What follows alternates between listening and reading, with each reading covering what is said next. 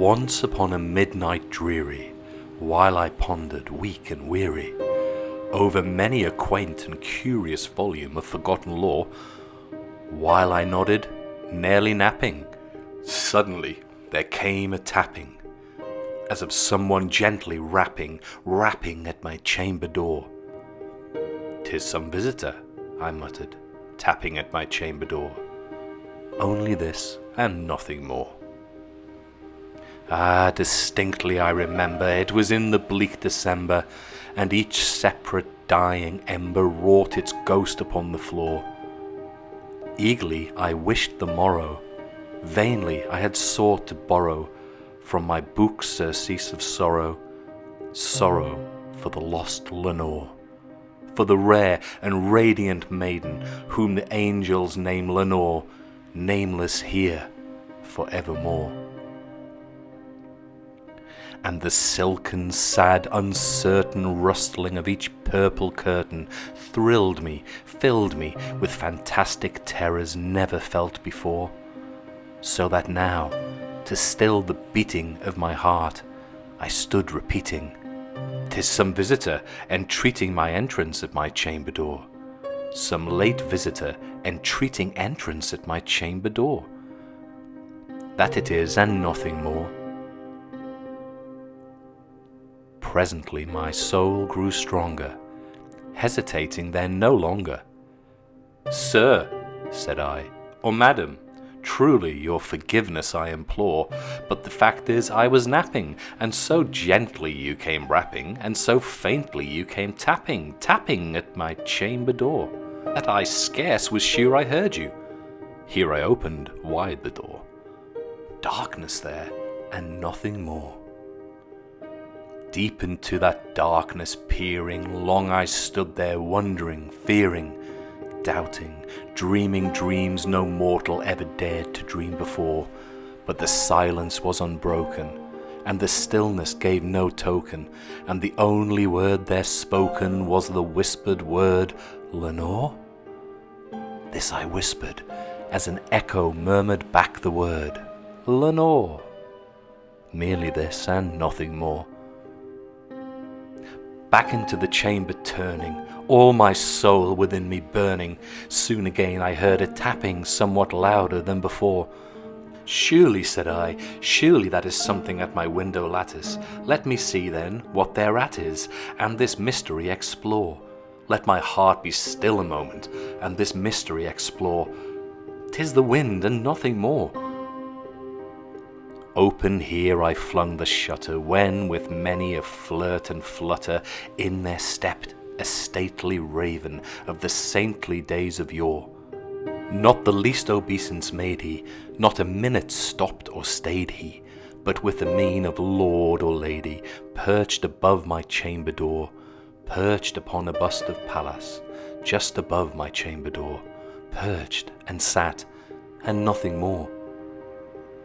Then this ebony bird, beguiling my sad fancy into smiling by the grave and stern decorum of the countenance it wore, "Though thy crest is shorn and shaven, thou," I said, "art sure no craven, ghastly, grim and ancient raven, wandering from the nightly shore.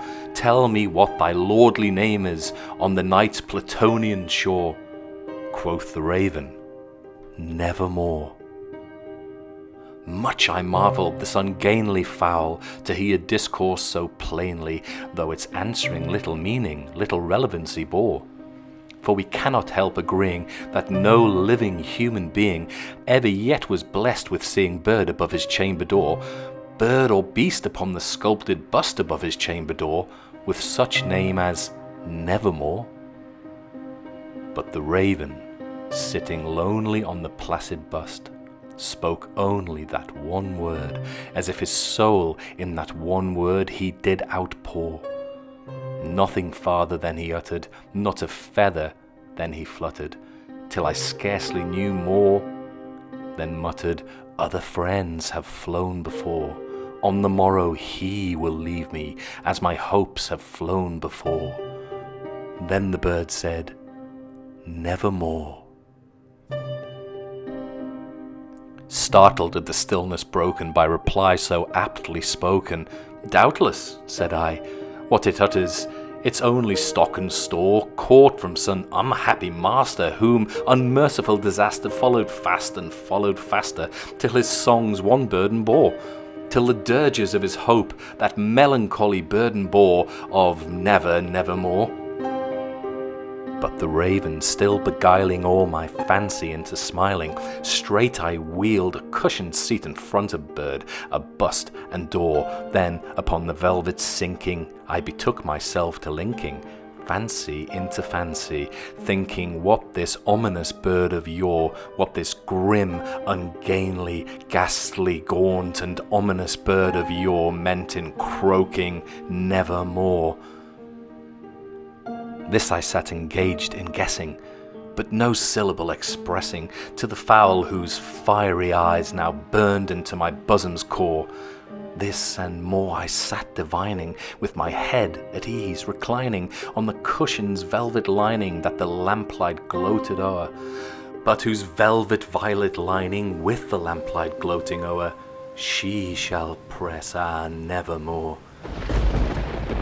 Then methought the air grew denser, perfumed from an unseen censer, swung by seraphim whose footfalls tinkled on the tufted floor. "Wretch," I cried, "thy God hath lent thee, by these angels he hath sent thee, respite, respite and nepenthe from thy memories of Lenore. Quaff, oh quaff this kind nepenthe, and forget this lost Lenore." Quoth the raven, "Nevermore."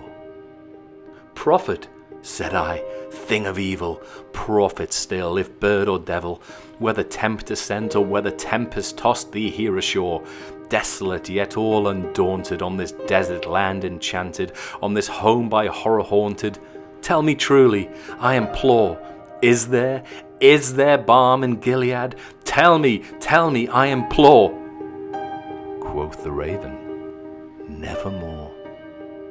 "Prophet," said I, "thing of evil, prophet still, if bird or devil, by that heaven that bends above us, by that God we both adore, tell this soul with sorrow laden, if, within the distant Aidenn, it shall clasp a sainted maiden whom the angels name Lenore, clasp a rare and radiant maiden whom the angels name Lenore."